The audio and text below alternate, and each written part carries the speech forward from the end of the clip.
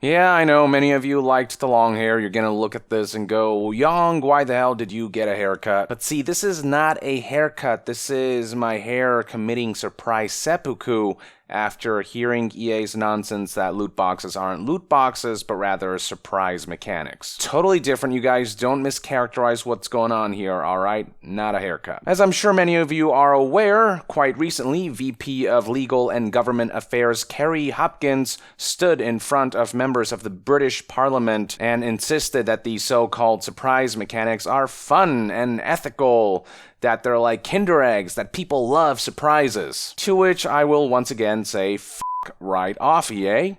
Fun and ethical are about the furthest associations you can make with paid loot boxes. You're not gonna fool anyone. A 5-year-old could come up with a better con than that. Just about everyone will agree that games as a whole would be better if glorified gambling disappeared from the face of the gaming industry. Just about everyone will agree that these little one-off, cheap, physical plastic toys inside a chocolate egg don't come close to comparing to the psychological manipulation that can happen with loot boxes inside video games, especially given that paid loot boxes in games look, behave, and function far more like slot machines than trading cards or Kinder eggs or whatever. As for this whole notion that everyone loves surprises, yeah, nothing like finding out that you spent $60 on a half-baked product whose fun has been sucked out by loot boxes that strong-arm players into spending extra money to overcome artificial progression, roadblocks, and obstacles. Not to mention that the element of surprise is actually exactly what casinos exploit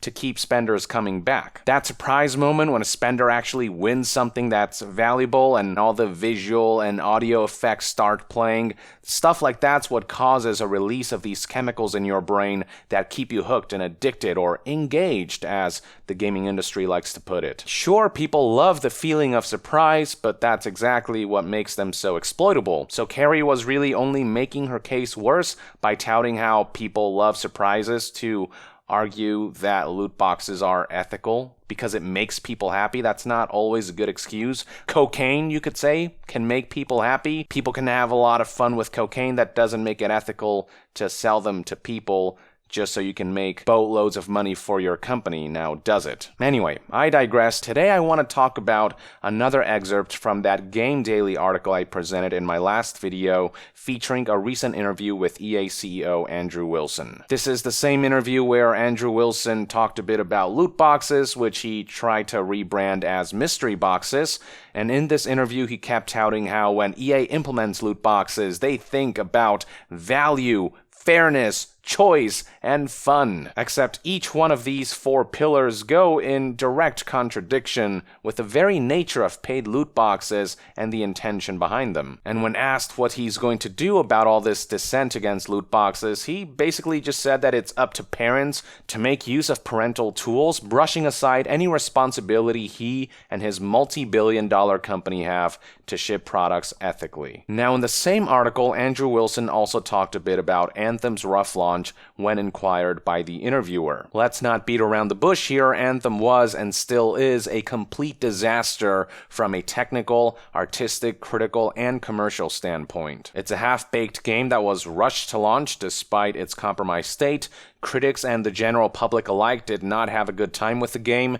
Interest for it is at an all-time low, with stats like Twitch viewership showing numbers in the double digits, and EA themselves admitted that sales were pretty disappointing, suggesting it probably did not meet the 6 million units mark by the end of March that they were striving for. Making matters worse, the Cataclysm, which was delayed by a month and which was supposed to be this major expansion that would take Anthem to the next phase, to the next level, and drastically alter the world in dramatic ways to be much more hostile and change many aspects of the meta and make these dramatic improvements, turned out to be nothing more than a blue filter placed on top of a slight variation of pretty much the same old tried boring gameplay loop from the base game. There are already test servers up and running for the Cataclysm on PC, and I'd be hard-pressed to find anyone who's had anything good to say about it. I've seen live services launch pretty roughly before, but Anthem here is definitely on a whole other level. As for what Andrew Wilson's take is on this whole situation, he began by telling Game Daily that, quote, making fun is hard. There's certainly no denying that making games is not easy, but it's not as if Andrew Wilson has been doing developers under his umbrella any favors by enforcing these monetization tactics. Yeah, making fun is hard enough as it is, and EA's mandates only serve to make that endeavor that much more difficult. If your number one intention really was to make fun, Andrew, how about you try to prioritize fun over monetization for a change? Except we all know, of course, that Andrew's priority really isn't fun or quality. It's about financial guidance, about meeting these deadlines and appeasing investors. He doesn't strive for that great balance of what's good for consumers and what's good for business, but rather he leans entirely on monetization and these loot box tactics, and he'll pretend like he sympathizes with gamers when shit hits the fan, when he's faced with backlash, when he gets caught with his pants down after EA pulls some shady scheme. Moving on, after the article explained the circumstances behind Anthem's rough launch, it proceeded to transcribe a much more extensive quote from the notorious EA CEO. Here's what he had to say. We brought together these two groups of players who were making this emotional value calculation on two different vectors. Jesus, who talks like that? There are plenty of jokes out there about Andrew Wilson being like an android. This ain't helping. Anyway, moving on. One was traditional BioWare story-driven content, and the other was this action-adventure type content. About the 30 or 40 hour mark, they really had to come together and start working in on the Elder game. At that point, everyone kind of went, oh, hang a minute, now the calculation is off. It's off because I've got a friend who sits in this other category of player. They want to play the game a certain way. I want to play the game a certain way. The promise was we can play together, and that's not working very well. Oh, by the way, I'm used to 100 hours of BioWare story, and that's not what I got. Or I expected that this game would have meaningfully advanced the action component that we'd seen in games like Destiny before, and I don't feel like it has.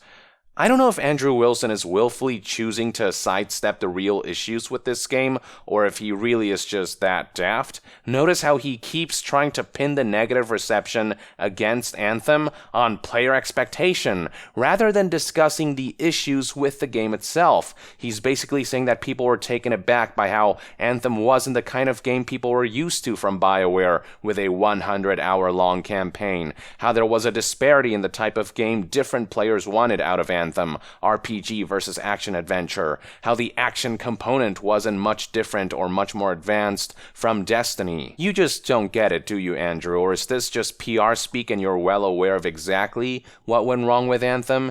It has nothing to do with the main campaign not being a traditional 100 hours long RPG experience. It has nothing to do with the categories of players. It has less to do with player expectation, and it has everything to do with publisher and developer execution. I'm not disappointed that Anthem's campaign was only 20 hours long. Andrew says between 30 to 40 hours, but that's bullshit. I'm disappointed that those 20 hours were just not good in any way, shape, or form. The missions were bland and repetitive, the story was poorly told, promises regarding choices that would have consequences went unfulfilled, the characters felt very cookie-cutter and hardly endearing or worth caring about. It was just a really shit campaign, to put it bluntly. Fun fact, each game in the Mass Effect series on average took between 20 to 30 hours to beat on a first playthrough. None of the Mass Effect games were these expansive 100-hour-long experiences Andrew Wilson's touting. They were fairly average in length by RPG standards, but people love these games anyway because they were fun to play. The overarching story and journey were captivating. Some of the choices you'd have to make felt thought-provoking. The world building was utterly compelling. The characters were instantly memorable. These games didn't overstay their welcome, so on and so forth. If Anthem's 20-hour-long campaign had offered anything like Mass Effect did in terms of quality all around, maybe I'd be less disappointed. I'm fine with games being somewhat on the shorter side as long as it does feel dense with high-quality content. But with Anthem, those 20 hours somehow felt like 100, but for all the wrong reasons.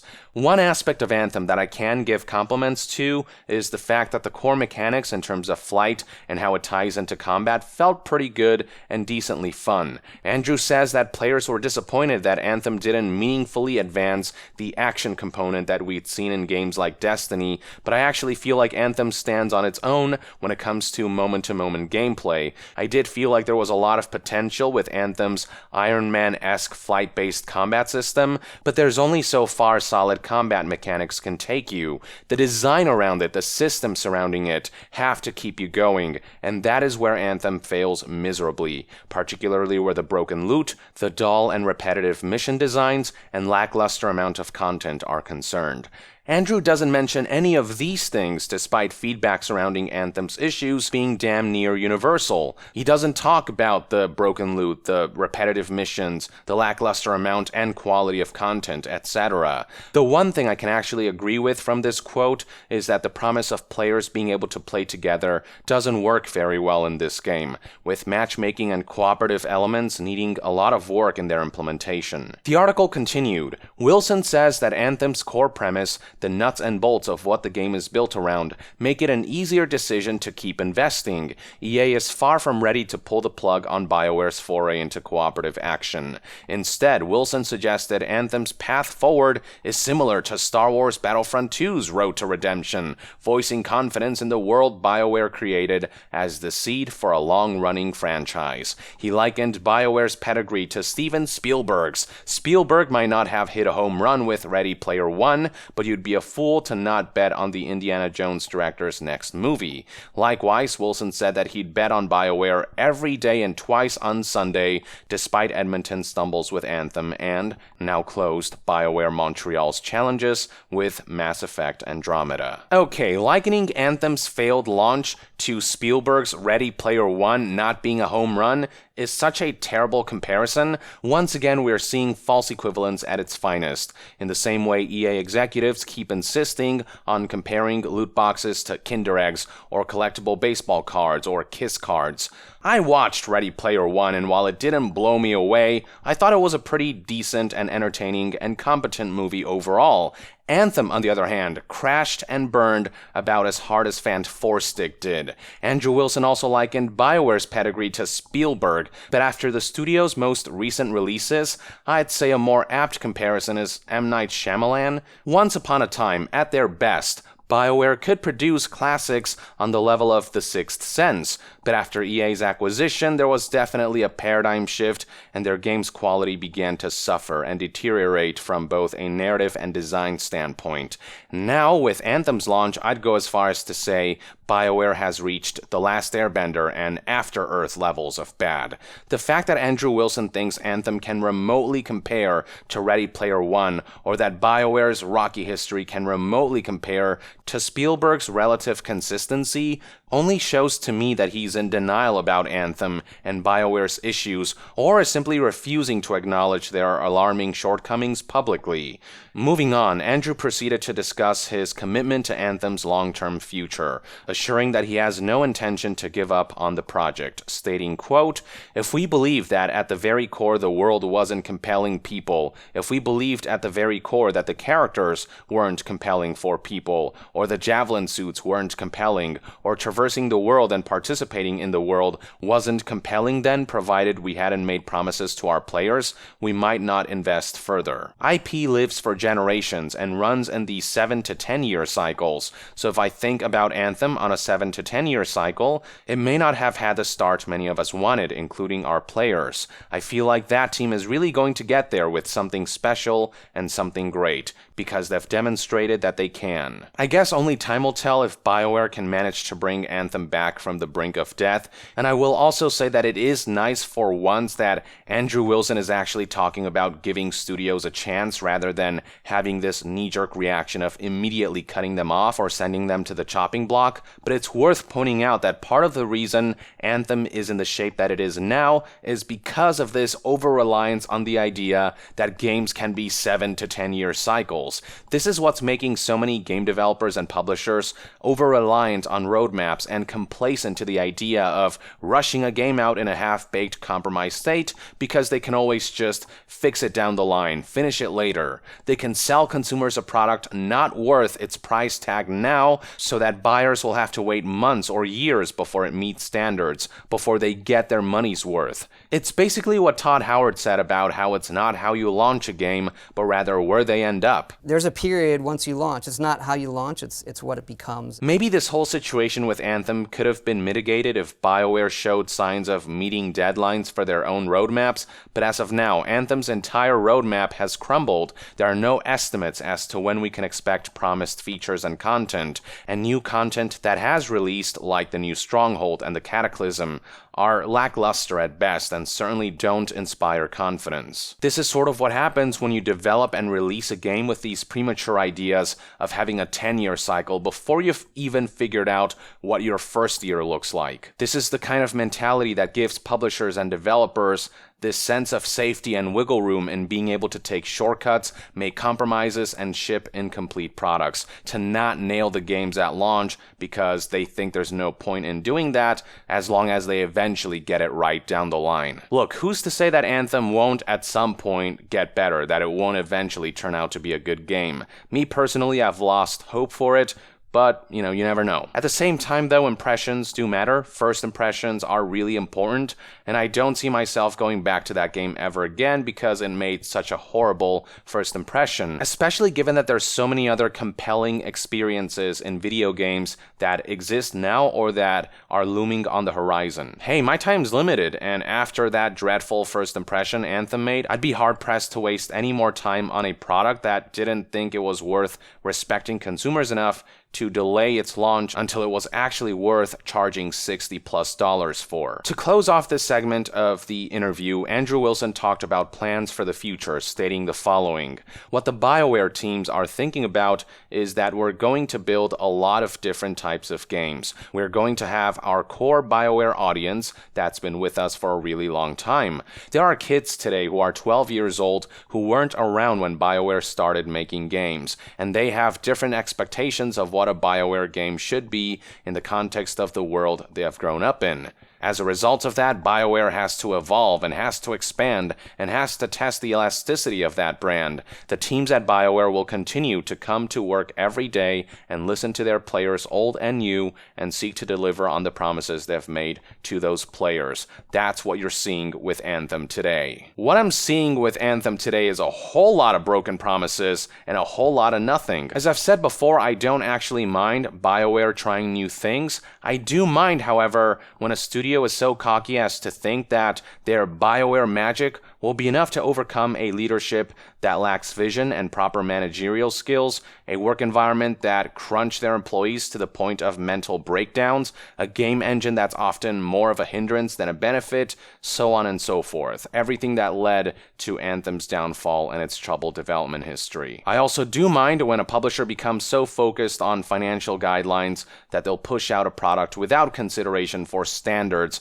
or when they participate in misleading marketing campaigns. That's a big one. That's one aspect that Andrew Wilson didn't address here, the fake demo shown at E3 2017, as well as all the other bullshit marketing material leading up to the game's launch. There is still plenty of stuff in the E3 2018 gameplay presentation, as well as in the Our World, My Story trailer, that you still won't find in the final game. Given how far EA and BioWare went out of their way to mislead the gaming community, is Andrew Wilson really surprised that players had certain expectations and were upset that they weren't met? Is he really surprised that gamers weren't happy to find out that Anthem was all smoke and mirror, that we had effectively been lied to? Yeah, I thought this was supposed to be a candid conversation, according to the headline of this article, but from what I'm personally seeing, these responses are about as boilerplate PR as you can get. There is no sleight of hand here, says Andrew Wilson, addressing concerns surrounding EA's nefarious monetization schemes. But when you're going around spouting evasive responses about your product's inadequacies, when you keep making false equivalences like comparing loot boxes to Kinder Eggs, baseball cards, and Kiss cards, when you say that you'll only make ethical choices if regulators get involved rather than take it upon yourself to listen to the general public's pleas and stop being shitty, when you insist on sidestepping the issue of loot boxes by pulling a stunt as dumb and as insulting as attempting to rebrand loot boxes into so-called surprise mechanics while also claiming that they're allegedly fun and ethical and healthy and quite enjoyable. Yeah, when you put all of that together, forgive me if I cannot help but scoff at claims that there is no sleight of hand involved here, that their objective was never to be opaque. Regardless of whether Andrew Wilson is in unwitting denial or whether he's engaging in willful subterfuge, everything he said in this article and what Kerry said during that hearing with the UK Parliament gives me no confidence in Anthem's fate or in EA's ability to resist the sheer greed that ultimately drives their predatory business tactics. These are one man's thoughts and opinions on Andrew Wilson's latest statements regarding Anthem and loot boxes. Thank you for tuning in. Let us know in the comments below what your take is on what you saw in this article, and to be further updated on all things gaming news, reviews, and discussions, stay tuned right here on Young Yeah. I'll see you guys next time. Young out.